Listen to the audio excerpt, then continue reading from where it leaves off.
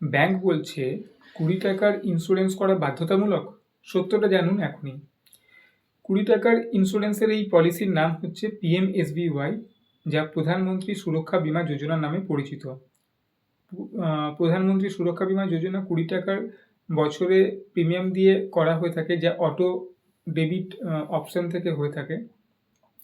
এটি করা বাধ্যতামূলক কখনোই নয়, আপনি চাইলে করতে পারেন, আপনার ইচ্ছার উপর নির্ভরশীল এটা।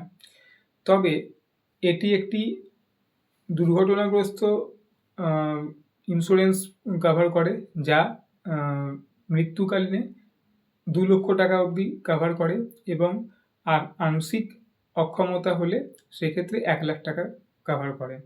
কিন্তু এটি বাধ্যতামূলক কখনোই নয়। একাধিক ব্যাংক অ্যাকাউন্টে যদি করা হয় তাহলেও একটিকেই ভ্যালিড বলে গণ্য করা হবে এবং তার উপরেই নির্ভর করে পলিসি ক্লেম করা যাবে।